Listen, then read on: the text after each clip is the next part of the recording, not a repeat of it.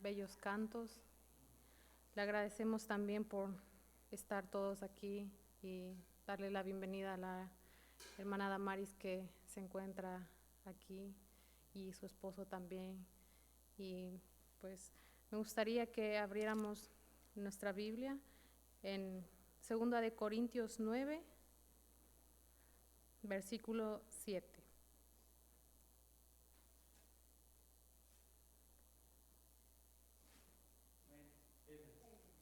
Dice así: cada uno dé como propuso en su corazón, no con tristeza ni por necesidad, porque Dios ama al dador alegre. Inclinemos nuestros rostros. Damos gracias, Padre Santo, porque nos mantiene, Señor, un día más con vida, Señor. Te damos gracias por este día, Señor, porque aunque afuera llueve, Señor, aquí, Señor, está bien, Señor. Nos mantienes en un templo, Señor, para escuchar tu palabra, Señor, cubriéndonos del frío, Padre Santo. A veces hay en otros países, Señor, que las personas no tienen un templo y están a la intemperie, Señor. Te agradecemos, Padre Santo, por ser bueno con nosotros, Señor, y por mantenernos aquí, Padre Santo. Te pido, Señor, que al hermano que va a predicar el día de hoy, Señor, tú pongas las palabras correctas, Señor, para con nosotros, Señor. Te doy las gracias, Padre Santo, por estos diezmos que vamos a recoger mis hermanos, Padre Santo. Te pido que sea utilizado, Señor, conforme a tu ministerio, Señor, o si hay algún hermano con alguna necesidad, Padre Santo, te pido que estos sean dirigidos hacia aquel hermano, Señor. Te pido, Padre Santo, por cada uno de estos hermanos que trabajan, Señor, día con día, Señor, que se levantan. Te pido, Padre Santo, que les des fuerza, Señor, que le des ánimo para seguir trabajando, Señor. También te pido por las hermanas que también trabajan, Señor, que tienen que cuidar a sus hijos también, Padre Santo. Te pido por ellas, porque se levantan, Señor, aunque estén cansadas, Padre Santo. También te pido por cada uno de los hermanos que tal vez en este momento no pueda, Señor, contribuir con el diezmo, Padre Santo. Te pido que seas tú, Padre Santo, supliendo su hogar, supliéndole a cada hermano, Padre Santo bendito. Te pido que también, Señor, tengas misericordia a cada uno de nosotros, Padre Santo. En el nombre de nuestro Señor Jesucristo, a quien damos toda la gloria y la honra. Amén.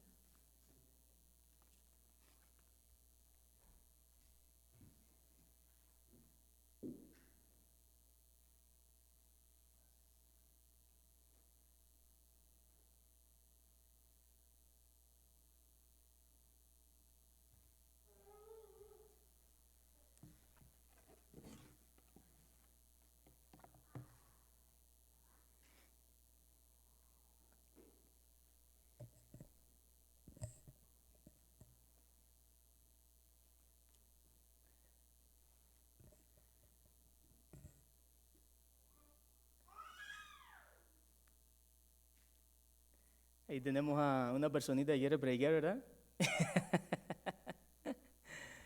Hermanos, es un privilegio estar nuevamente ahí con ustedes. Bienvenidos nuevamente a la familia Ambris, ¿verdad? Y igual, los demás hermanos que están aquí presentes, para mí es un privilegio compartir en esta tarde la palabra de Dios con ustedes. Así que, como muchos o algunos habrán visto en el boletín de la iglesia, el sermón de hoy se va a estar titulando La señal de Jonás y la familia de Dios. Vamos a estar estudiando los textos ahí en Mateo, en el capítulo 12, versículos del 38 al 50. Una vez más, voy a volver a repetir, título del sermón, La señal de Jonás y la familia de Dios. Y el texto va a ser Mateo capítulo 12, versículos del 38 al 50. De manera de introducción, me gustaría compartir con ustedes una historia muy interesante que estuve mirando mientras estudiaba y repasaba el sermón. Y la verdad tiene que ver mucho con lo que vamos a ver a continuación, más que nada con el contexto de Mateo capítulo 24. Pero va a ser muy interesante que nosotros abramos este servicio sabiendo esta historia, este suceso histórico, porque nos va a ayudar a saber por qué los fariseos y los escribas le pedían una señal a Jesús y cuán importante era mirar esas señales y esas advertencias. Plinio el Joven, que fue un escritor, abogado y funcionario romano, le escribió al historiador Tácito sobre la erupción de Vesubio en el año 79 después de Cristo, donde relata la muerte de su tío Plinio el Viejo, es Plinio el Joven y Plinio el Viejo para diferenciarlos los dos, y describió desde la bahía de Nápoles los efectos que había ocasionado el volcán. En el año 79, en Pompeya y Herculano, cerca de Nápoles, en Italia, dice que se registraban temblores y gases. Sin embargo, la mayoría de las personas o de los habitantes habían ignorado todas estas señales. El monte Vesubio estalló sepultando la ciudad bajo cenizas y piedras y atrapando a quienes no huyeron, quedando sus cuerpos preservados. Siglos después, en excavaciones en el siglo XVIII, se encontraron los restos y las ciudades recordándole a la sociedad que ignorar las señales y las advertencias pueden ser fatales. Pueden ser fatales. En los textos, hermanos, que vamos a estar abordando a continuación, se nos muestra un claro ejemplo. Se nos muestra un claro ejemplo de personas que, aunque vieron con sus propios ojos las señales y las advertencias que Jesús hacía y escucharon su palabra por medio de él, verdaderamente ellos no prestaron atención. Y si leen más adelante del capítulo 24, lo que encontraron fue la perdición. Así que vamos a empezar ahí con la vista. Síganme en Mateo, en el capítulo 12. Vamos a leer la primera porción de este pasaje, que va a ser del versículo 38 al 42. Mateo 12, versículos del 48 al 32. Del 38 al 42. Dice: entonces respondieron algunos de los escribas y de los fariseos diciendo: Maestro, deseamos de ti ver señal. Y él respondió y les dijo: la generación mala y adúltera demanda señal, pero señal no le será dada sino la señal del profeta Jonás. Porque como estuvo Jonás en el vientre del pez por 3 días y 3 noches, así estará el Hijo del Hombre en el corazón de la tierra 3 días y 3 noches.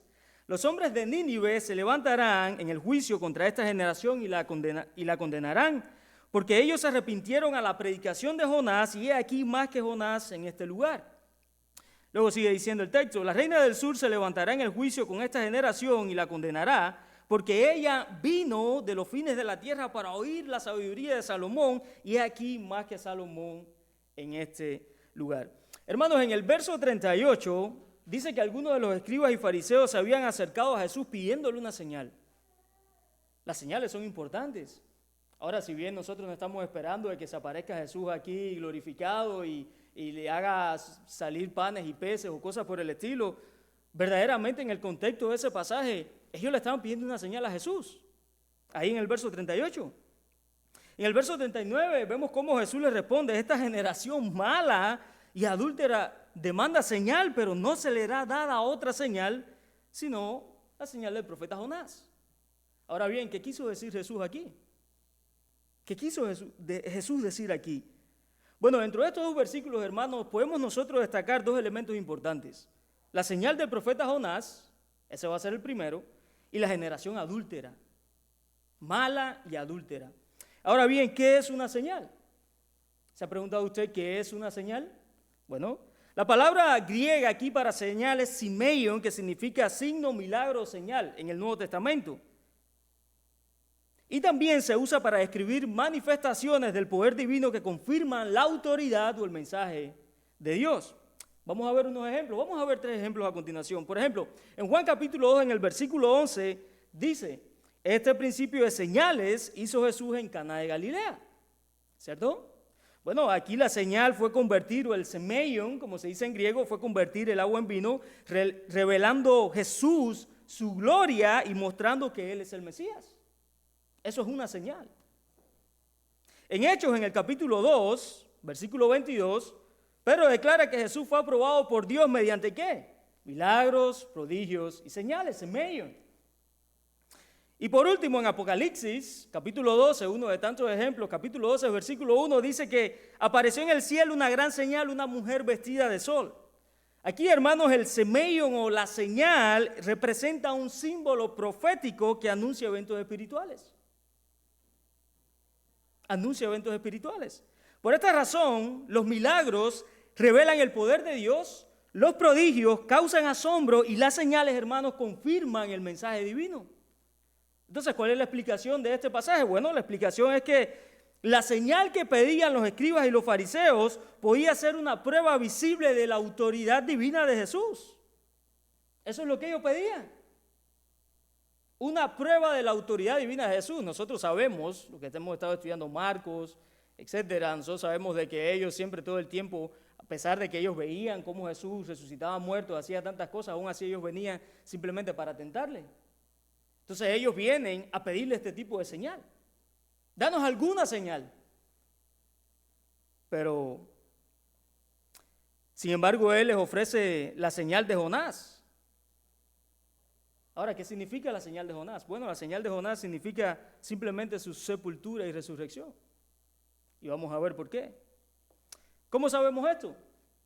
Bueno, porque Jonás, hermanos, al ser tragado por el pez, en el Antiguo Testamento esto es un tipo y sombra de lo que Jesús experimentaría. Les voy a dar un ejemplo de tanto que hay en el Antiguo Testamento. El sacrificio de Isaac con Abraham es tipo y sombra del sacrificio que Jesucristo iba a experimentar en la cruz, el Padre sacrificando al Hijo.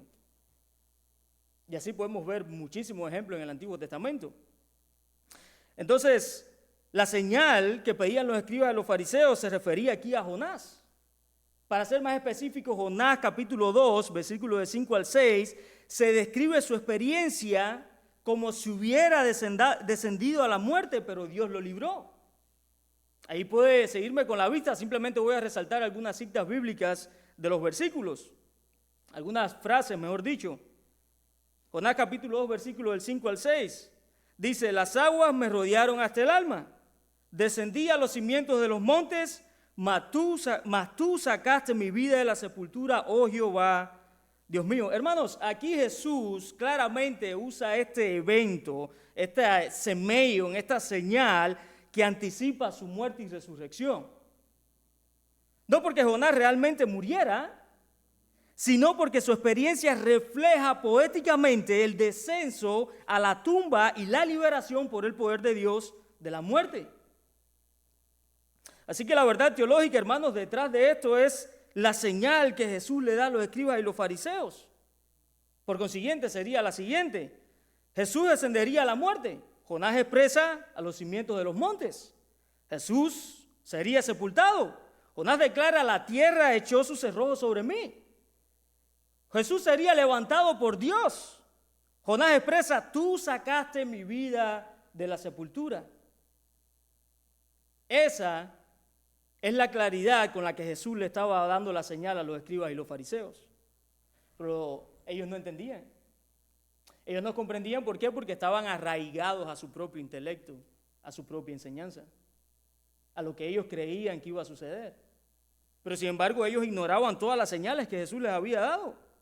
De modo, hermanos, que la señal de Jonás apunta directamente a la obra redentora de Cristo, enfocándose en su sepultura. De hecho, esto es un suceso que se relata en los 4 evangelios. ¿Sabía eso? Es un suceso que se relata en los 4 evangelios. ¿Cómo sabemos esto? Bueno, en los 4 evangelios se registra de la siguiente manera. Después de la muerte de Jesús, él fue colocado en un sepulcro por José de Arimatea, y en el evangelio de Juan vemos que no solamente estaba José de Arimatea, sino Nicodemo también en su sepultura. Los 4 evangelios también registran que al tercer día Jesús resucitó, como Jonás estuvo 3 días y 3 noches en el vientre del pez. Y finalmente, los 4 evangelios registran que se apareció María Magdalena a sus discípulos, a muchos otros, confirmando el cumplimiento de las escrituras de su resurrección, como cuando Jonás fue expulsado por el pez. Hay una similitud increíble. Por esta razón, Mateo, hermanos, usa la señal. Él escribe, narra la señal, el semeion, para señalar la muerte y sepultura de Jesús. Porque al igual que la serpiente que fue levantada por Moisés en el desierto, lo cual fue un signo de salvación, fue un semeion también, Jesús, hermanos, sería levantado en la cruz para ofrecer, ¿qué? Vida eterna a todo aquel que crea en Él. A todo aquel que cree en Él. Así que la señal de Jonás prefigura, hermanos, la sepultura y resurrección de Cristo, mientras que la señal de la serpiente en Juan apunta a su crucifixión y redención. Y ambas señales se cumplen plenamente en la obra redentora descrita en Efesios capítulo 4, versículos 9 al 10, donde el apóstol Pablo dice lo siguiente: y eso de que subió, ¿qué es sino que también había descendido a las partes más bajas de la tierra? Luego sigue diciendo el apóstol Pablo: no, el que descendió es el mismo que también subió por encima de todos los cielos para llenarlo todo. Es claro. Entonces, cuando Jesús está hablando aquí con los escribas y los fariseos, básicamente Jesús le está dando esta señal. Le está diciendo: esto es lo que me va a pasar a mí. Yo voy a morir, yo voy a ser sepultado y yo voy a revivir. Pero los fariseos ignoraron estas señales. Y hoy en día, hermanos, hay muchas personas que ignoran la señal de Dios. ¿Cierto? ¿Sí o no? ¿Cuántas personas nosotros no hemos visto? ¿Cuántas personas, familiares, amigos? ¿Cuántas personas nosotros no le hemos hablado acerca de Dios? Dios nos ha utilizado a nosotros mismos como señal. La misma predicación, los estudios que se hacen los viernes, la evangelización, todas las cosas Dios lo utiliza como señal. ¿Para qué? Para hablarle a ese tipo de personas: necesitas venir a mi hijo. Necesitas arrepentirte. Pero hay muchas personas que son como los escribas y fariseos. Ignoran las señales. Así como las personas al principio que ignoraron toda la señal del volcán, y en el momento cuando el volcán hizo erupción, murieron todos. Porque ignoraron las señales, y hoy en día hay muchas personas que lo hacen. Entonces aquí Jesús es claro. Así como nosotros somos claros cuando predicamos y enseñamos la palabra, Jesús aquí es claro, más claro todavía, porque se está refiriendo a Él mismo. Se está refiriendo a Él mismo como esa señal del pacto de Dios, el nuevo pacto que iba a redimir a la humanidad del pecado. En el verso 40, hermanos, si me siguen ahí con la vista, Jesús reafirma esta verdad. Miren qué interesante, en el verso 40 dice Jesús: porque como estuvo Jonás en el vientre del gran pez 3 días y 3 noches, así estará el Hijo del Hombre en el corazón de la tierra 3 días y 3 noches. Jesús confirma básicamente en una sola frase, lo que hemos visto hasta ahora. En el verso 41 Jesús dice: los hombres de Nínive se levantarán en el juicio con esta generación y la condenarán, porque ellos se arrepintieron a la predicación de Jonás, y he aquí más que Jonás en este lugar. Si seguimos nosotros, hermanos, la narrativa de Jonás, o la narrativa que Jesús utiliza para explicar la señal de Jonás, automáticamente nosotros podemos ver que esto nos va a llevar al Antiguo Testamento, al capítulo 3. Porque Jesús primero habla acerca del capítulo 2 de Jonás, pero ahora Jesús está llevando su propia narrativa al capítulo 3. Y vamos aquí a hacer un pequeño resumen para poder continuar.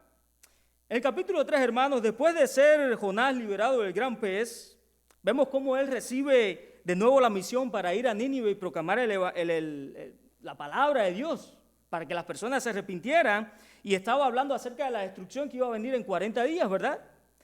Nosotros, si seguimos leyendo ahí el pasaje en el capítulo 3, vemos cómo el pueblo, desde el rey hasta los ciudadanos comunes, se arrepienten mediante ayuno y cilicio, y Dios, al ver su cambio, decide no destruirle en ese momento, ¿cierto? Sin embargo, años después, Nínive vuelve, o podría decirse siglo después, Nínive vuelve a la maldad y finalmente es destruida por los babilonios y los medos en el año 612 a.C. Esto lo puede confirmar con el profeta Nahum, uno de los profetas menores. En esa generación se arrepintieron, por eso Jesús utiliza a Jonás en su narrativa, pero luego no utiliza a Nahum. ¿Por qué? Porque Nahum fue lo que declaró el juicio definitivo para esa ciudad, al punto de que fue destruida. Así que los hombres de Nínive, a lo que se refiere Jesús, hermanos, son aquellos a los que le predicó Jonás y se arrepintieron. ¿Cuántas personas hoy en día nosotros no le predicamos y ven si se arrepienten? Aparentemente, algunos se han arrepentido, pero luego llegan a ser como la misma ciudad de Nínive, vuelven a caer en lo mismo y no se arrepienten. Y no se arrepienten, pero aquí Jesús es claro. Aquí Jesús está enfatizando en el mensaje de Jonás, un mensaje que pudo cambiar el corazón de las personas, incluso llegó hasta un poder político superior, llegó hasta el rey. Llegó hasta el rey.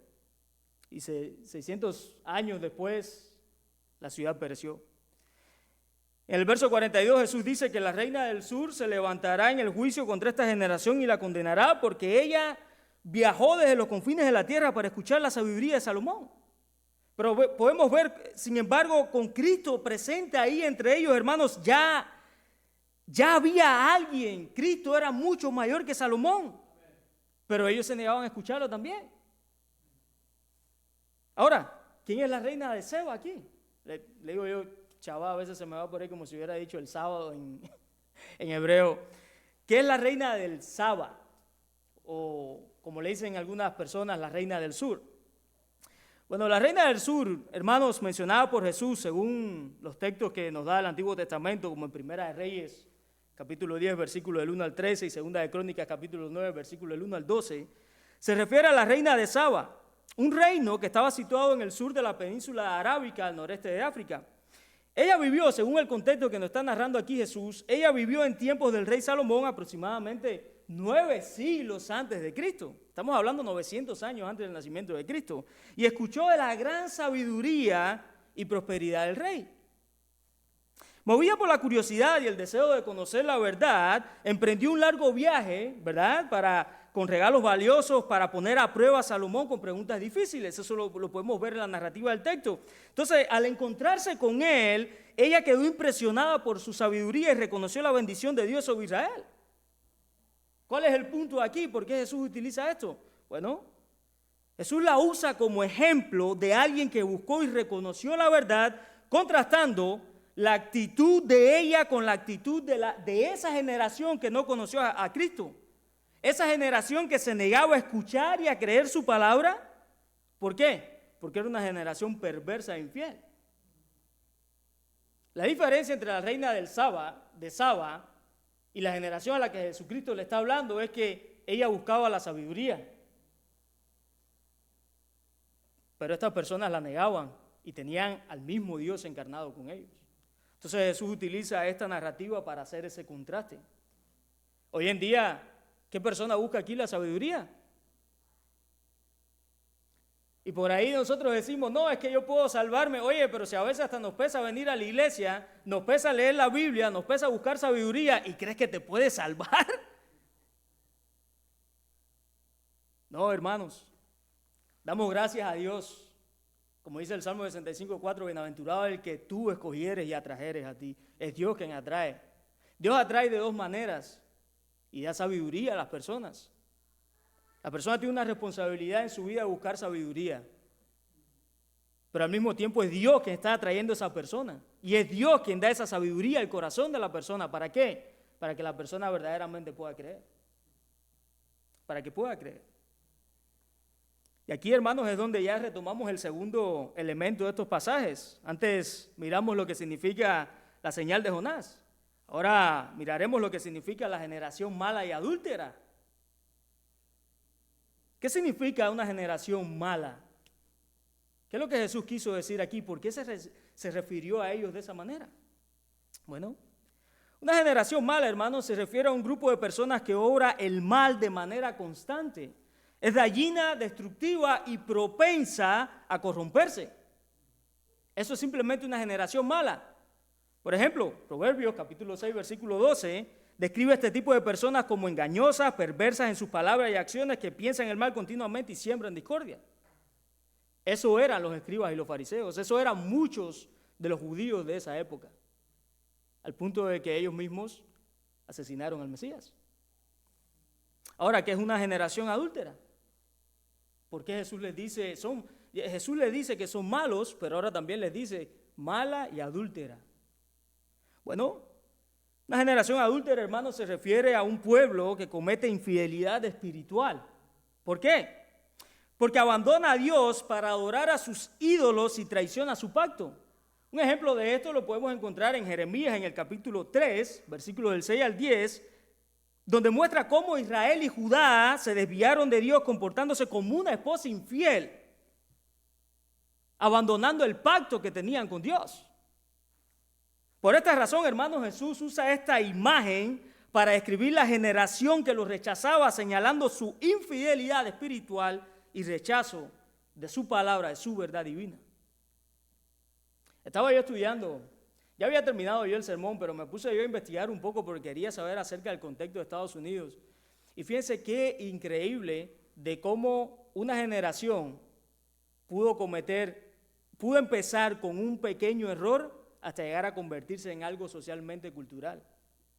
Estaba yo leyendo acerca de la homosexualidad, cómo había surgido la homosexualidad en Estados Unidos. Todo empezó por una protesta, hasta que llegó a pasar por las leyes, hasta que se llegó a aprobar y hasta que en el 2023 el mismo presidente, que eso es algo histórico, en la Casa Blanca hizo una fiesta por el orgullo gay. Todo empezó por una pequeña protesta y todo fue por generaciones. Generaciones. De igual manera estaba leyendo acerca del cannabis, de cómo llegó a ser algo ilegal a volverse algo legal y común en la sociedad. Y todo empezó igual por una protesta, hasta que se convirtió en algo legal dentro de la sociedad. Usted puede ir a Oregon, yo antes que vivía allá en Oregon, en Portland, usted puede ir allá, usted va a ver las tiendas ahí gratis. Y todo empieza, ¿por qué? Por la generación. Mientras más la generación se aleja de Dios, más las generaciones se vuelven malas y adúlteras. ¿Por qué? Porque en este caso ya no vivimos bajo el antiguo pacto, no somos como el pueblo de Israel. Pero sí verdaderamente estamos rechazando a aquel que nos quiere llamar para salvarnos. Los versos, hermanos, del 43 al 45, vamos a seguir.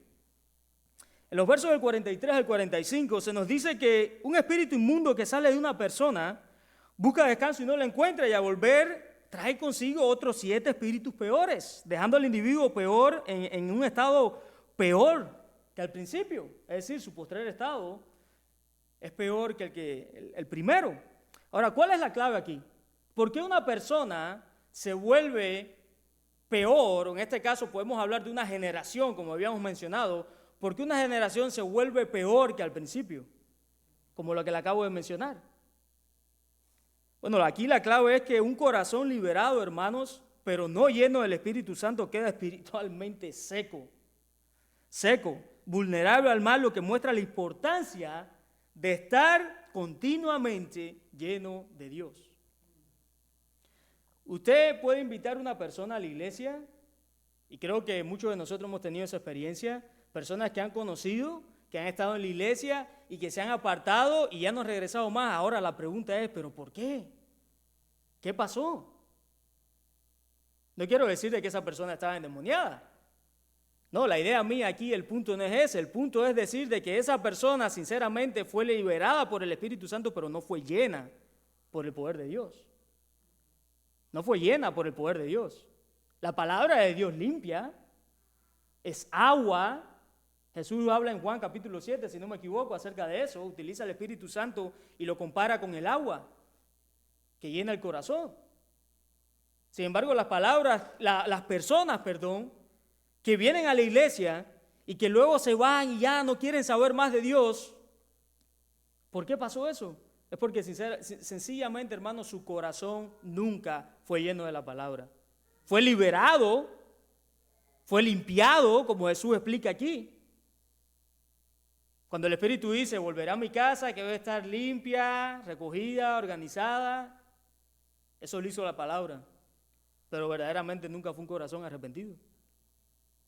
Conocí una persona en mi trabajo que desgraciadamente falleció. Esta persona, un año anterior yo le había preguntado, porque empezamos a hablar de la iglesia y me dijo, voy a empezar a ir a la iglesia con mi esposa. Se fue el del trabajo, volvió a regresar.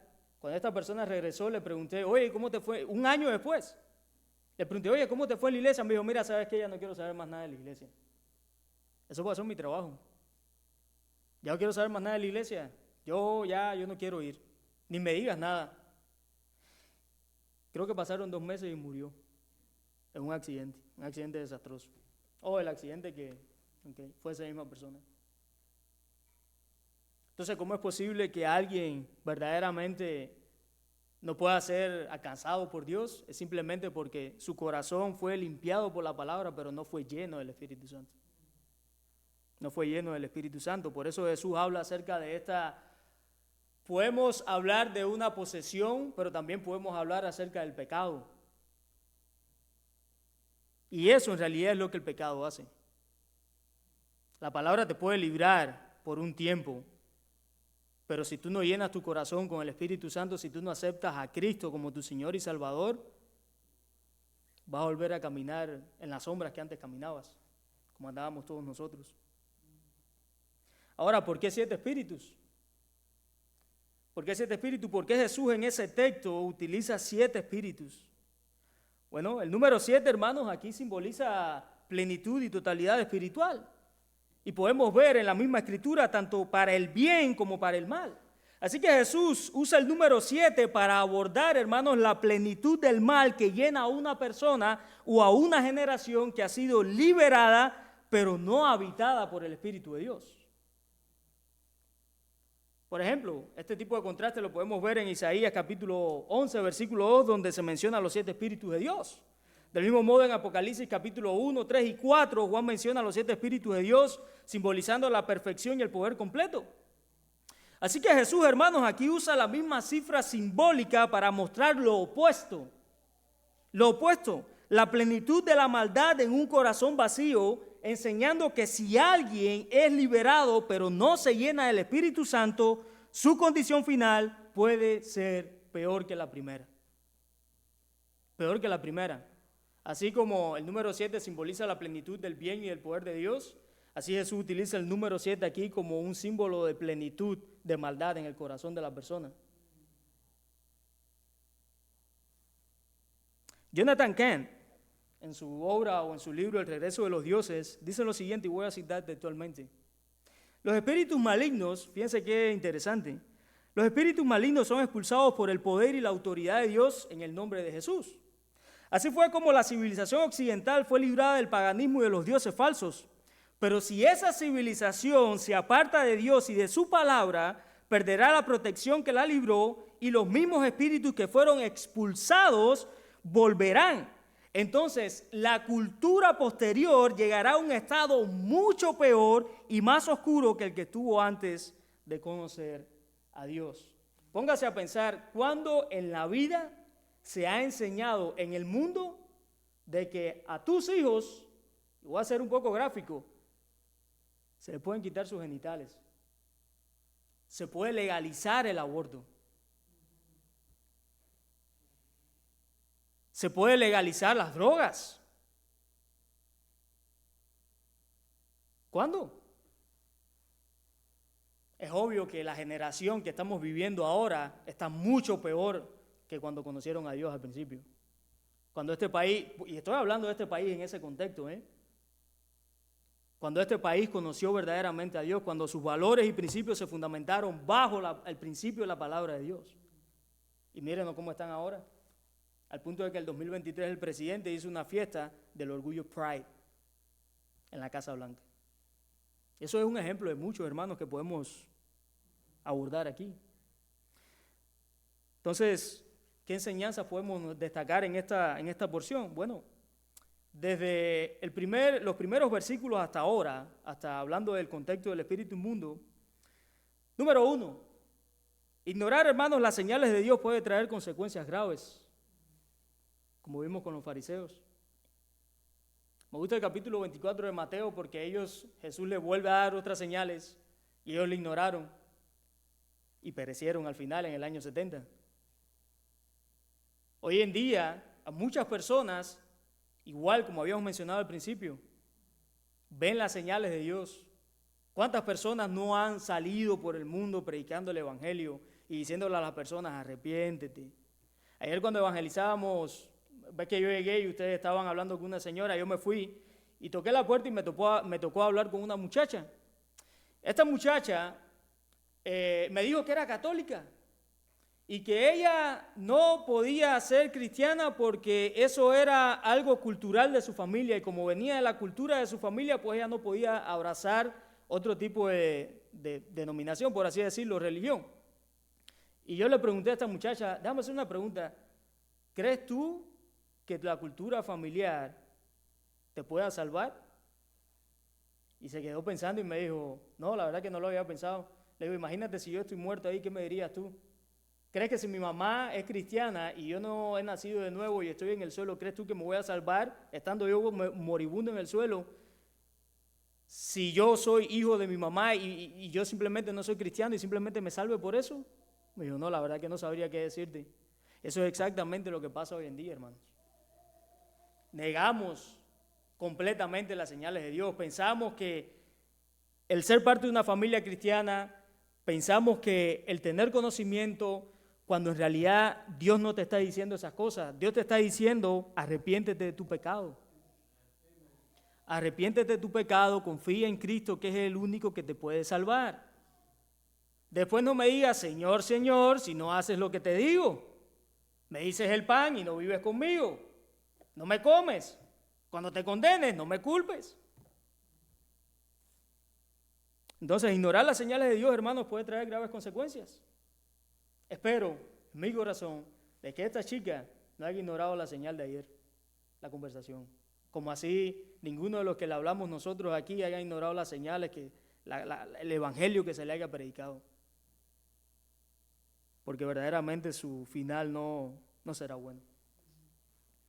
Número 2, la señal de Jonás, hermanos, nos recuerda la obra redentora de Cristo, su muerte, sepultura y resurrección.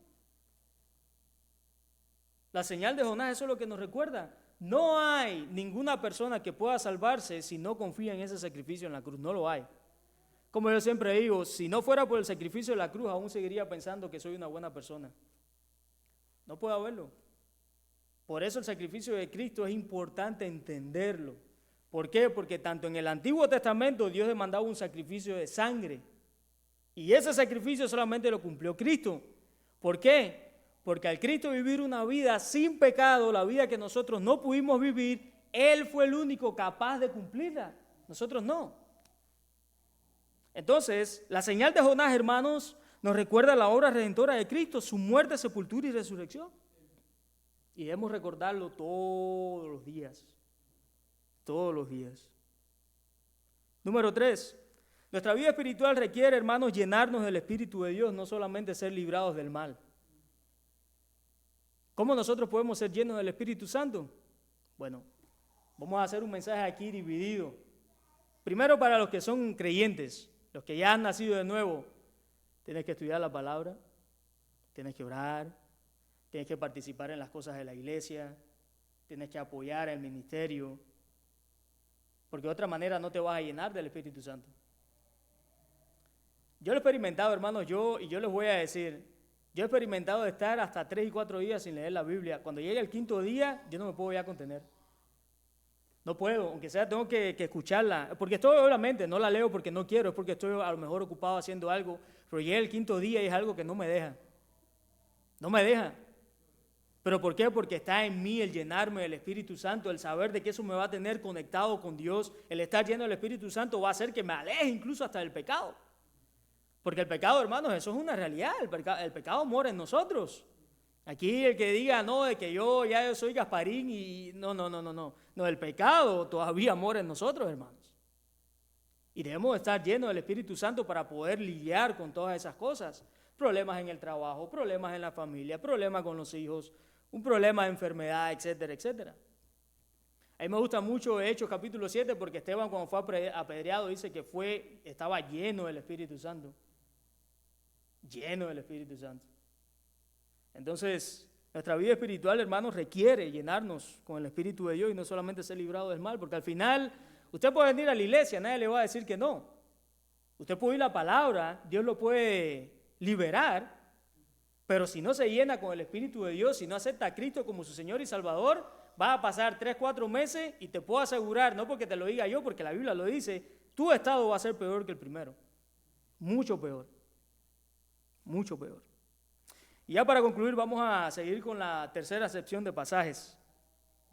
Mateo capítulo 12, vamos a iniciar en el 46 al 50 y ya con esto vamos a terminar. Dice, mientras él aún hablaba a la gente, he aquí su madre y sus hermanos estaban fuera y le querían hablar. Y le dijo uno, he aquí tu madre y tus hermanos están fuera y te quieren hablar. Respondiendo él a los que le decía esto, dijo, ¿quién es mi madre y quiénes son mis hermanos? Y extendiendo su mano a sus discípulos, dijo, he aquí mi madre y mis hermanos, porque todo aquel que hace la voluntad de mi Padre que está en los cielos, ese es mi hermano y mi hermana y mi madre. En los versículos, hermanos, del 46 al 47, aquí podemos ver que mientras Jesús enseñaba a la multitud, dice que su madre y sus hermanos llegan buscando hablar con él. Esto es un detalle interesante porque este detalle, hermanos, nos muestra la humanidad de Jesús y su vínculo familiar terrenal. Pero también debemos entender que aquí Jesús prepara el terreno para una enseñanza más profunda. Entonces la escena, hermanos, pone de relieve la tensión que hay entre los dos lazos naturales y espirituales, lo familiar y lo divino. En el verso 48, Jesús responde con una pregunta que desconcierta a muchos. A lo mejor alguno de nosotros estuviera ahí oyendo a Jesús decir eso, oye, ¿cómo tú vas a rechazar a tu familia? Pero en realidad esa no era la intención de Jesús. Entonces en el verso 48 Jesús, hermanos, responde con una pregunta que desconcierta a muchos. ¿Quién es mi madre? ¿Y quiénes son mis hermanos? ¿Quiénes son?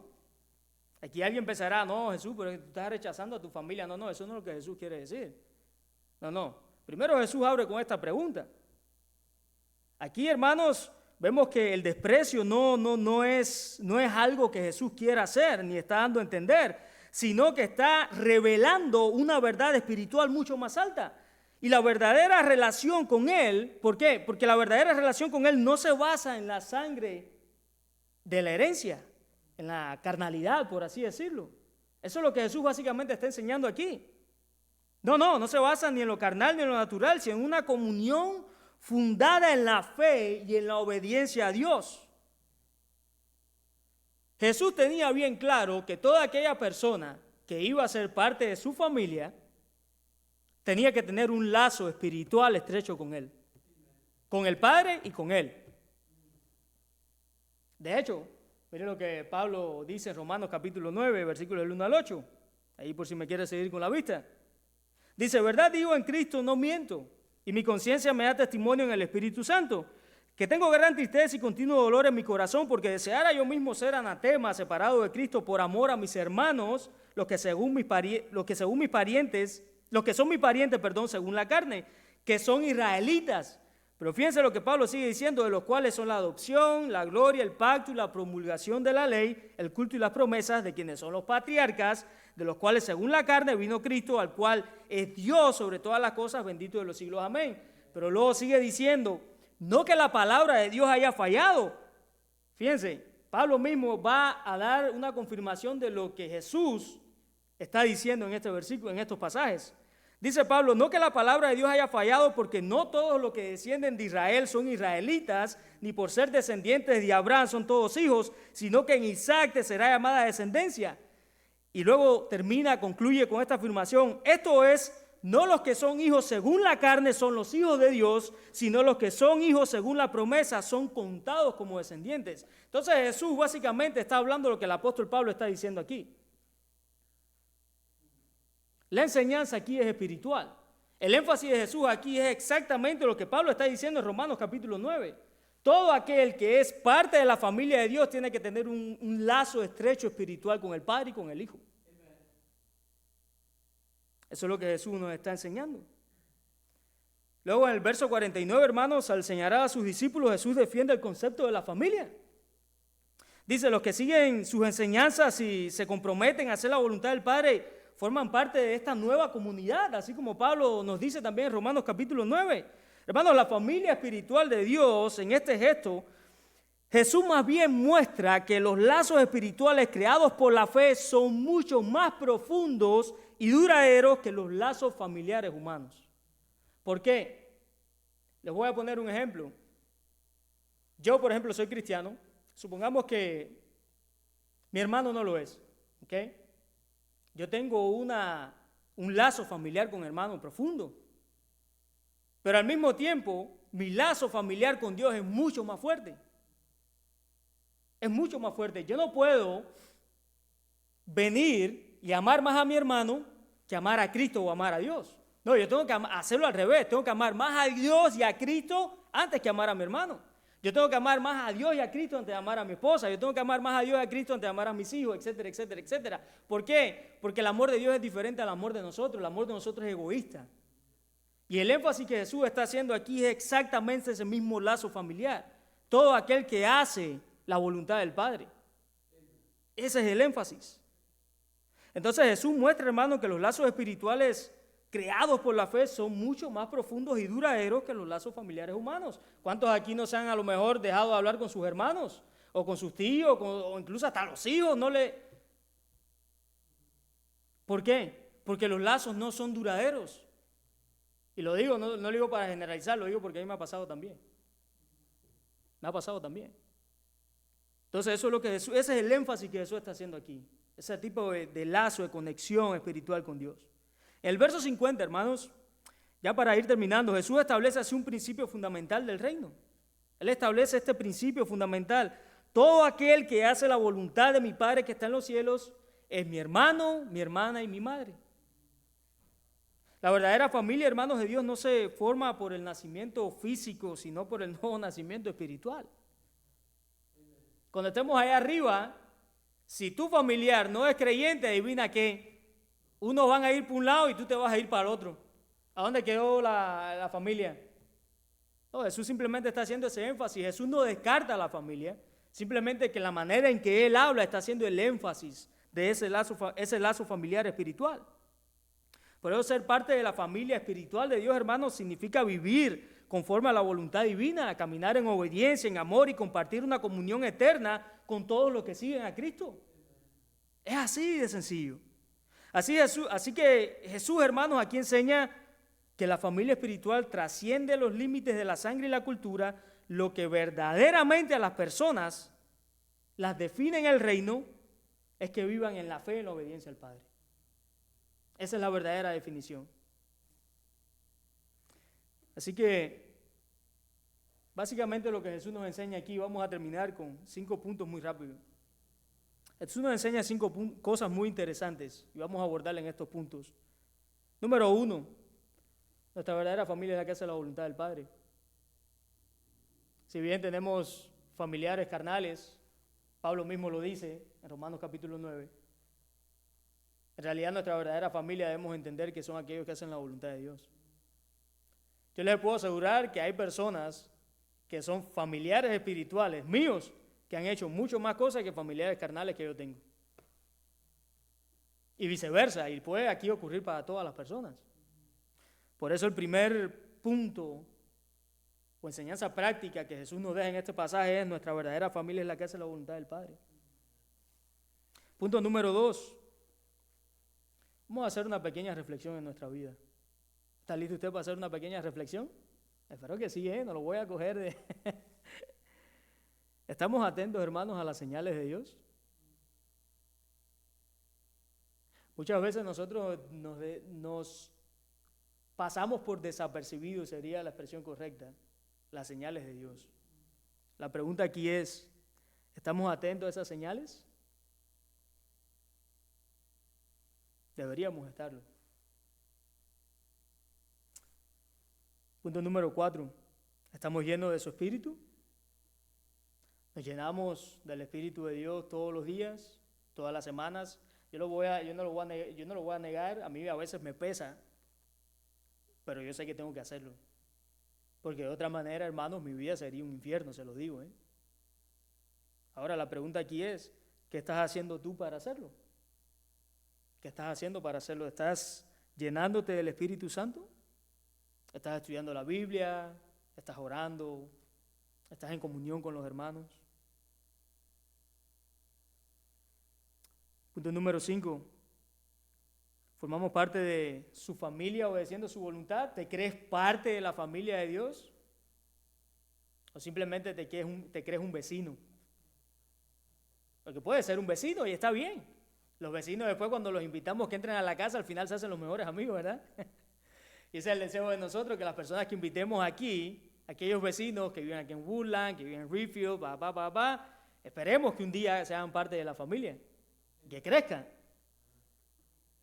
Pero la pregunta aquí es para nosotros también, hermanos. ¿Formamos parte de la familia de Dios obedeciendo su voluntad? Tenemos que meditar en eso, porque por ahí muchas veces podemos vivir engañados.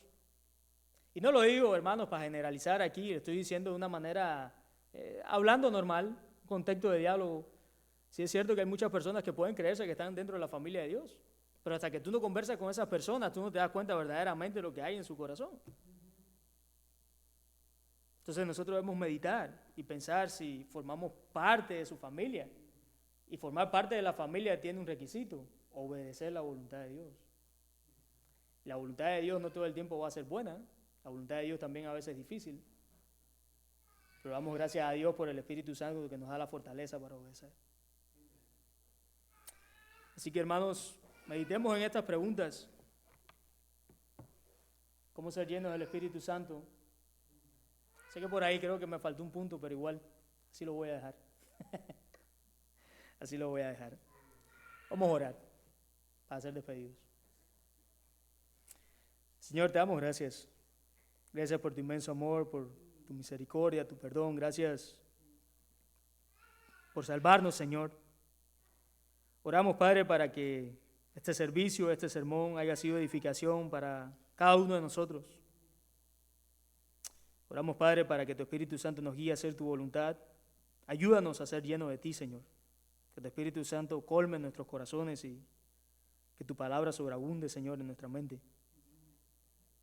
Oramos, Señor, para que bendigas a aquellos que están aquí, también a aquellos que nos ven a través de las redes sociales, incluso a aquellos, Señor, que tal vez por alguna otra razón no han podido venir. Oramos para que tengas misericordia de ellos, así como lo has tenido con nosotros, Señor, y que tu Santo Espíritu los guíe, Señor, hacia la verdad, a genuino arrepentimiento de corazón. En el nombre poderoso de Cristo Jesús, a quien damos toda la gloria y la honra por los siglos de los siglos.